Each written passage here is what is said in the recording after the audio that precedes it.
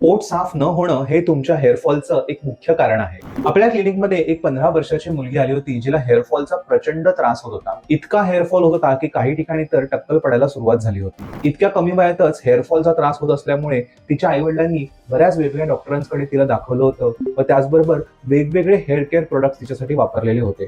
तरीही केस गळतीचा त्रास काही कमी झालेला नव्हता. या पेशंटची योग्य पद्धतीने परीक्षण केल्यावर आपल्याला हे लक्षात आलं की तिची पाळी नियमित आहे, तिची झोप चांगली आहे, कसलाही स्ट्रेस तिला नाही आहे. तरी सुद्धा तिच्या शरीरामध्ये एक प्रॉब्लेम आपल्याला आढळून आला, तो म्हणजे कॉन्स्टिपेशन म्हणजेच बद्धकोष्ठता. या पेशंटला आठवड्यातून 1 ते 2 वेळेला पोट अजिबातच साफ होत नाही अशी तक्रार होती. म्हणजे दर आठवड्यात 1 ते 2 वेळेला तिला मोशन्सच होत नव्हते. या पेशंटला आपण पोट साफ होणारी अशी काही औषधं चालू केली. आयुर्वेदात सांगितलेली बस्ती हे पंचकर्म चालू केलं व हे सगळं सुरू केल्यावर 1 महिन्यातच या पेशंटचं पोट छान साफ व्हायला लागलं व अगदी रोज तिला छान मोशनची कळ येऊन पोट साफ व्हायला सुरुवात झाली. यासोबतच या मुलीचे केस पुन्हा यायला सुरुवात झालेली व हेअरफॉल पूर्णपणे कंट्रोलमध्ये आलेला. आयुर्वेदात सांगितलेले आहे की तुमचा गट म्हणजेच तुमचं आतडं जर का हेल्दी नसेल तर त्याच्यात वाढणारा अतिरिक्त वात हा तुमच्या केसांना कमजोर करून हेअरफॉल ट्रिगर करू शकतो. त्यामुळेच तुम्हाला सुद्धा जर का हेअरफॉलचा त्रास होत असेल तर तुमचं पोट आधी छान करा. तुम्हाला सुद्धा हेअरफॉलचा त्रास होत असेल व त्याचं निश्चित कारण ओळखून ट्रीटमेंट सुरू करायची असेल